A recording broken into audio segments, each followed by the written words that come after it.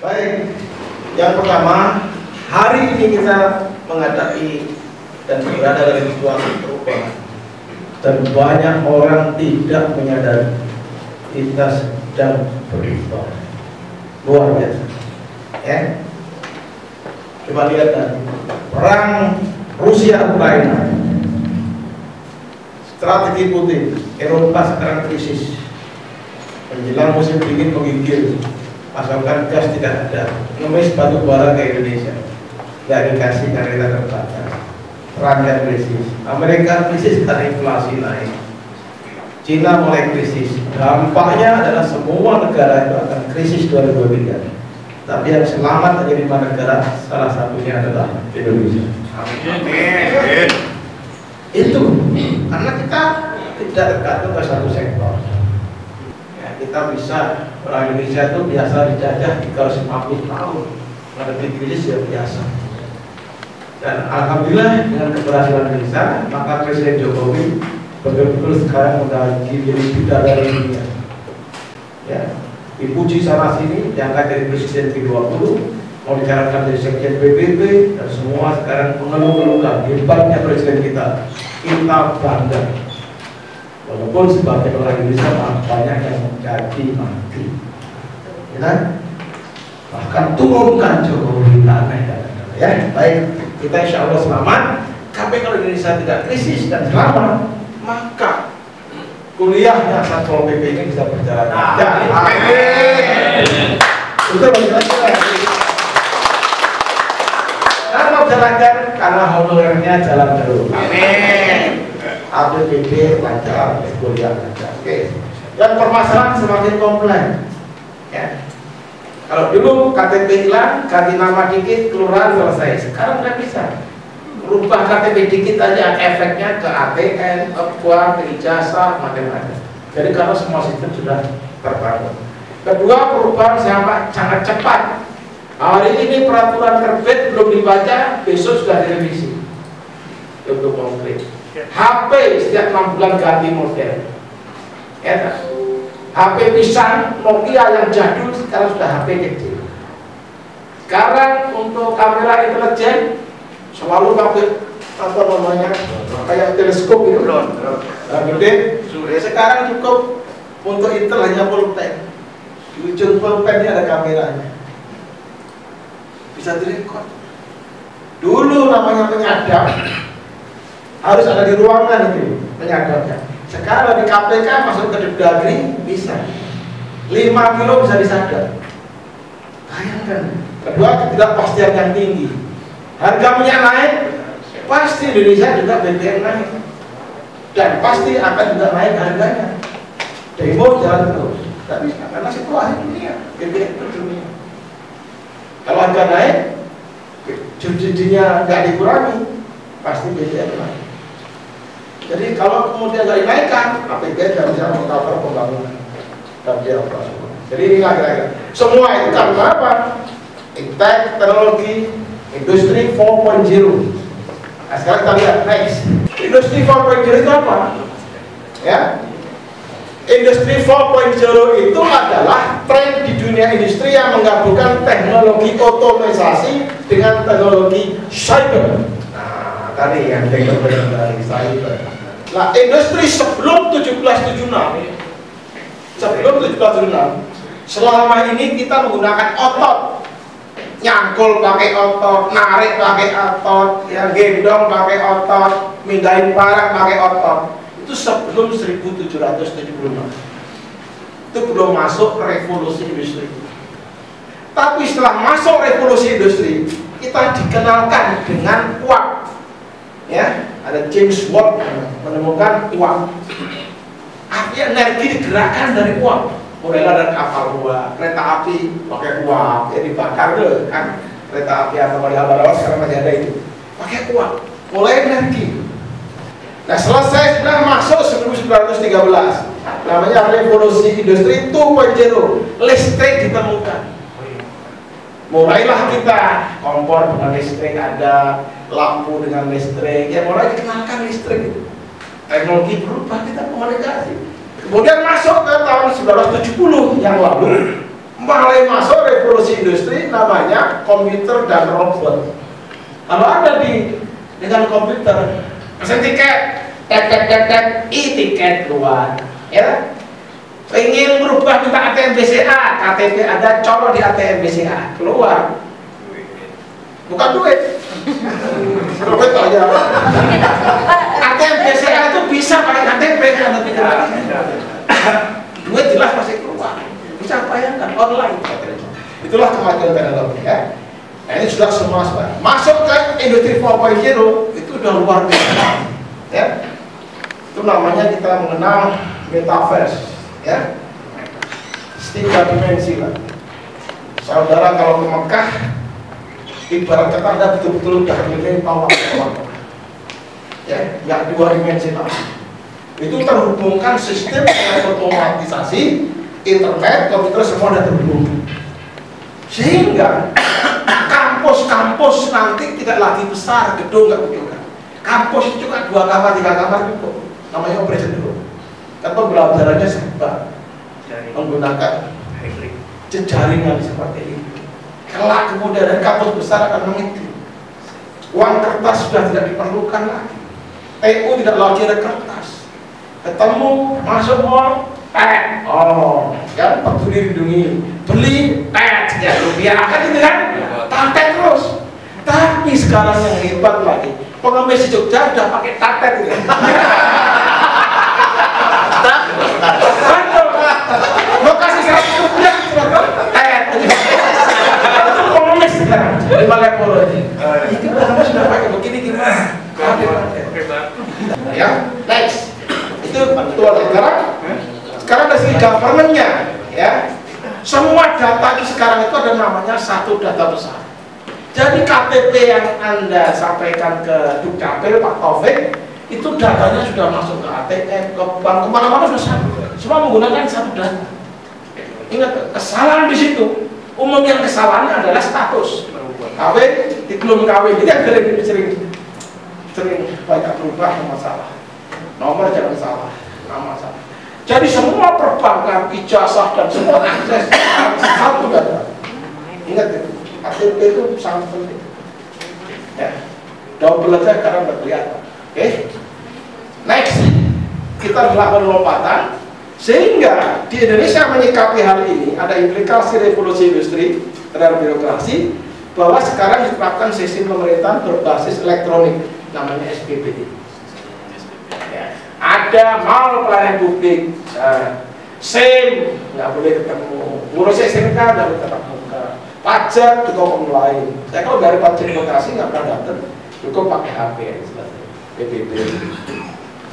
Jadi pertanyaannya di belakang, kalau penegakan hukum bagaimana caranya? Itu dulu. Kalau diterapkan sudah berbasis elektronik. Kemudian parkir di mana-mana sudah elektronik. Ya. Birokrasi digital. Nah, semua serba, nggak ada laporan pakai nota dinas para wali kota, nggak ada. Nah, langsung aja apa yang ada tulis di HP sistem Anda langsung diakses wali kota. Otomatis. Kita sekarang selain di AG, WhatsApp grup, kita langsung bisa komunikasi. Nanti nota dinas naik turun seminggu nggak lagi perlu kan. Semua serba digital. Itu tapi ya. Kalau ada sekarang ada yang nggak bisa komputer sama. Ya, lanjut. Nah, sekarang itu semua ditetapkan di birokrasi digital itu ke seluruh Indonesia. Sekarang ada kenaikan dari 10 tahun yang lalu dari 2 provinsi menjadi 34, sekarang tambah 3 provinsi baru Pak. 1 di Bekasi, Papua Barat, 3 di Papua. Dan lagi ada muncul beberapa provinsi baru, Provinsi Bogor Raya, Provinsi Cirebon, Provinsi Bandung, Provinsi Jawa Timur Selatan. Dituntut konkret, daerah administrasinya bertambah, birokratisnya dilakukan terhadap seluruh Indonesia. Ya, urusan mutasi tes pegawai negeri nggak usah tatap muka, nanti semua online tesnya juga. Maka ujian istiqlal ini juga online. Ujiannya bukan apa yang dimaksud dengan Pancasila, ada begitu. Semua online case, ada bebas buka buku. Tidak kayak dulu, apalah. Lanjut. Nah sekarang, sehingga perubahan lingkungan strategis Apa yang terjadi? Ada 4 faktor. 1, globalisasi, mendunia, semua fenomena. Ya, minyak goreng habis, mereka minta ke Indonesia karena kita curahkan minyak goreng. Kemarin pernah terjadi. Jadi minyak goreng jadi senjata strategisnya Indonesia saat ini. Ya, karena global, digitalisasi, milenialisasi. Sekarang 60% penduduk Indonesia itu produktif kaum milenial. Menteri Polri sudah milenial, namanya Mendikbud, Mas Menteri, itu sudah milenial banget. Ya, BKPM milenial. Jadi anak-anak muda sekarang sudah pada tampil. Saya ini 63 tahun sudah kadaluarsa. Ya, maka pengabdinya bukan lagi di birokrasi sebagai pejabat advisory saja, tapi yang muda-muda akan tampil.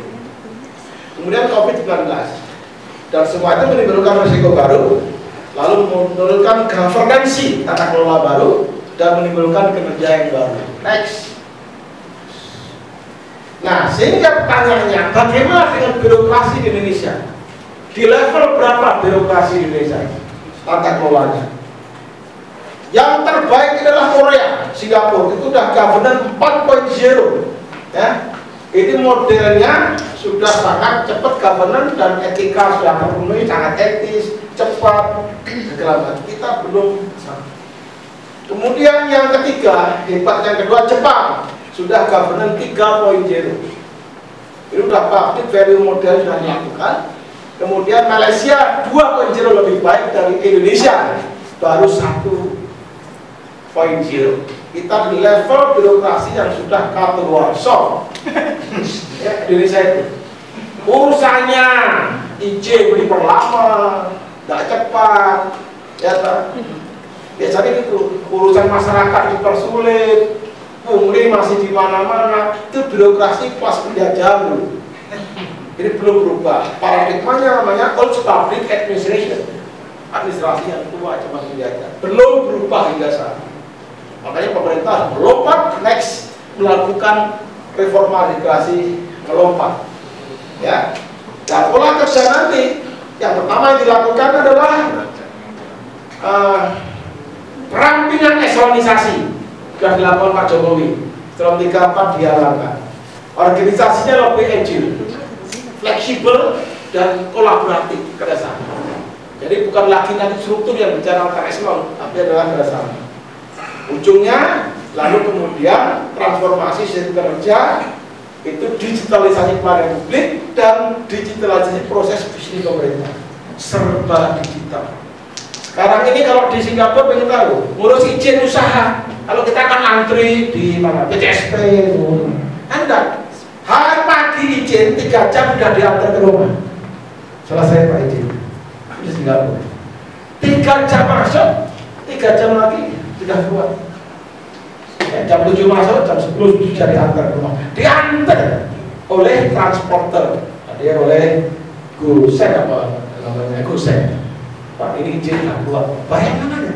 Di Indonesia bisa sebulan, 3 bulan, setahun baru keluar. Nah ini contohnya kan kita baru soal 1.0, nggak keluar 4.0. Birokrasi kita benar-benar lambat rumusnya. Ya, next. Organisasinya kalau dulu belah kiri itu atas ke bawah, ada yang merah itu bos, ada bos kedua bawahnya, ya. Kalau sana Pak Wali, sekretaris, ya, sekda, Pak Bureni, kepala lagi, kepala dinas, bawahnya lagi, kemudian kepala seksi, bawahnya lagi, satpol pp di luar sisi 3 itu, ya, luar gambar. Nantinya akan terjadi gini kumpulannya di bawah itu, satu buatan profesi, ahli perencanaan, ahli komunikasi, kumpul, ahli pelayanan, ahli perizinan. Jadi kumpul-kumpulnya profesi, tidak lagi struktural seperti ini. Perubahan yang luar biasa. Ini kesana arah perubahan. Lanjut. Kemudian mindsetnya kalau sudah diterapkan, pasukannya, ya, sistem kerja yang fleksibel tadi, ya, yang fleksibel, ya, itu adalah apa? 1. Proses dilakukan untuk menciptakan hasil. Jadi proses itu jangan menghambat, tapi harus menciptakan hasil. Dua, cara kerja dalam unit-unitnya mandiri dan less hierarki. Nggak ada hierarki lagi. Responsif, cepat tanggap. Ada info, ada action. Ada info, ada action. Seperti kebakaran itu loh. Pak, ada kebakaran. Langsung ada action. Adaptif, menyesuaikan. Changeable itu perubahan. Hasil kerja yang accountable, bisa ditanggungjawabkan. Terakhir, SWOT diberikan oleh hasil bukan disiplin.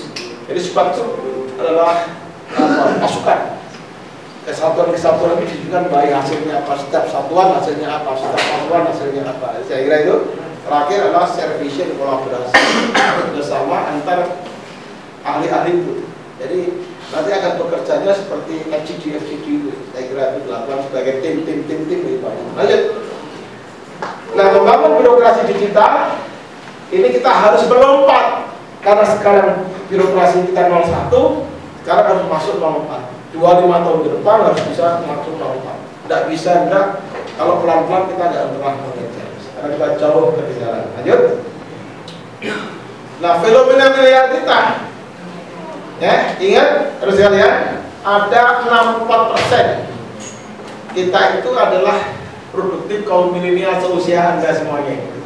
Dan itu harus mendapatkan tempat yang terbaik di sisi Tuhan Yang Maha Esa. Di tempat yang terbaik. Ya kan? Contohnya Mas. Iya.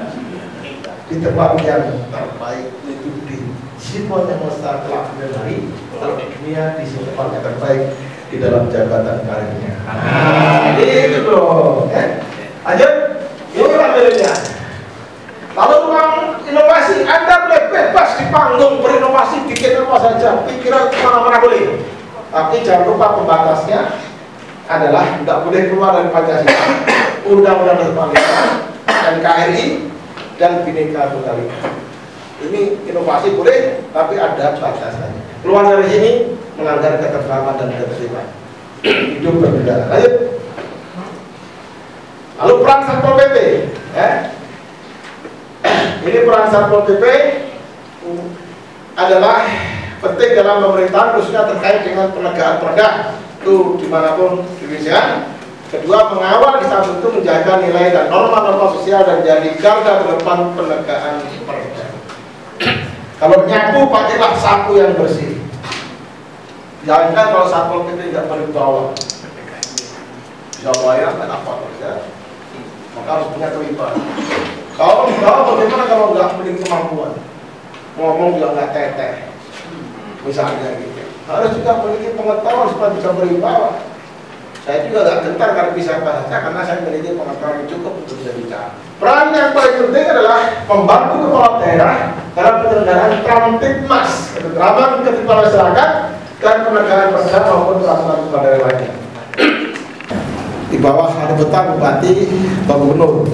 Dipimpin oleh Kasatpol PP, namanya bukan dinas, bukan badan, tapi Kasatpol PP di bawah dan bertanggung jawab kepada KDH melalui Sekda.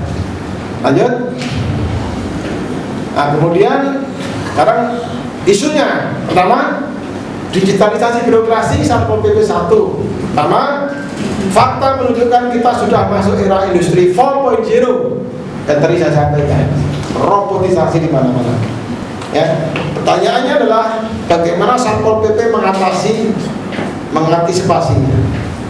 Kalau sudah masuk 4.0 tadi tidak diantisipasi, kita akan ketinggalan terus karena governance kita baru level 1.0. Apa yang diantisipasi? Sistem kerjanya, bagaimana Satpol PP rubah, kompetensi SDM rubah, mentalitas aparatnya rubah, budaya organisasi rubah, fasilitas tugas juga rubah. Nah, itu posisinya. Semua tetap diberikan fasilitas yang memadai, ya. Itu posisi. Lanjut. Fakta kedua. Fakta menunjukkan Indonesia sudah menerapkan SPBE. SPBE singkatan dari apa? Sistem pemerintahan berbasis elektronik. Berapa persen aparat Satpol PP yang kuasai sistem aplikasi dan program berbasis komputer? Bisa jawab enggak? Berapa persen? Di Bekasi, Lampung. Ada yang nggak tahu komputer? Nggak tahu aplikasi? Kacau? Ada? Harusnya semua bisa. Ya, minimal Zoom ya. Nah itu contoh konkret. Lanjut. Terakhir, fakta menunjukkan digitalisasi birokrasi akan diikuti dengan perampingan organisasi dan SDM. Pertanyaan, bagaimana antisipasi Satpol PP Pemkot Bekasi untuk mengantisipasi berbagai kebijakan perampingan organisasi karena digitalisasi? Kalau sudah digitalisasi, ini contoh di Jakarta, ketika parkir diambil alih mesin, 100 tukang parkir hilang semua, tidak dibutuhkan lagi. Ketika pengamanan ya diambil alih oleh digital, contoh stasiun, saya juga memvisor waktu di Jerman, di Frankfurt, di Veldhoven pasnya, saya itu bingung, stasiun kok nggak ada orang. Bingung, masuk sudah colok, ya kan? Naik colok, satu pun tidak ada polisi, ya kan? Semua serba colok gitu. Naik aja, nggak ada orang. Sama dengan kita di pintu tol itu, kalau yang elektronik khusus kan nggak ada orang. Nah, ini nanti adalah kalau ketika berlaku digitalisasi birokrasi, ya, bagaimana antisipasi Satpol PP? Artinya apa? Digitalisasi akan menimbulkan jumlah orang pasti berkurang, jumlah pegawai akan berkurang. Itu kira-kira. Yang berkurang siapa? Yang disaring, yang tidak memiliki kompetensi. Yang korban anak-anak pegawai lulusan SMA tertawa yang tidak memiliki kompetensi. Itu pasti korban berat. Ya. Ini posisinya pusing dia. Nah, apa yang harus dilakukan? Pasti ke depan akan kesana. Ya, lanjut. Peran sukses kunci perusahaan atau lembaga apapun yang berhasil pada dekade mendatang adalah yang menggunakan sarana digital untuk menemukan kembali cara kerja. Karena itu nanti teman-teman selama kuliah dibiasakan main Zoom dengan baik, disampaikan main Zoom dengan baik. Yang kedua adalah belajar dengan menggunakan media digital, baca YouTube atau diberikan bahan dalam bentuk learning materialnya dengan sistem komputer, akses ke website setempat sering karena bahan-bahan akses lewat situ ya. Itu latihan mulai sekarang digitalisasi. Lanjut, 2. Pesan sukses kedua, pikiran bukanlah sebuah wadah untuk diisi. Kalau bilang tolong isi otakmu, salah itu. Otak bukan diisi, sudah ada isinya. Ya. Melainkan api yang harus dinyalakan. Artinya Anda itu sudah punya, ya, di otak itu Tuhan sudah memberikan itu sebenarnya. Bola-nya itu, sentirnya itu, tinggal cari korek, nyalakan. Cara nyalakan ya itu sekolah, belajar, studi. Jadi tugas kita itu adalah memberikan korek supaya nyala di pikiran saudara. Kita sama 600 cc semuanya. Gak ada yang gak punya 600 cc. Cuma ada yang isi dan ada isi. Seperti aki. Aki itu selnya banyak, ada yang isi. Ada soak, ya. Karena gak di strom. Ya, jadi soak saja, banyak yang kosong. Kalau ditanya soal misalnya salju gitu, buat yang pernah ke negara yang bersalju, langsung isinya ada itu. Ditanya salju, paham dia, langsung dia salju gini-gini. Tapi kalau yang isinya kosong, belum pernah kesana, belum punya lihat TV mengenai salju, pakai salju, tampaknya mulut karena kosong selnya. Tugas kita itu memberikan sel-sel itu supaya isi. Jadi tugasnya nyalakan api di dalam sel pemberian Allah Subhanahu wa Ta'ala. Ya, paling akhir adalah lanjut baca yang keras bareng-bareng. Dan manusia setinggi langit, bermimpilah setinggi langit, jika kalau ada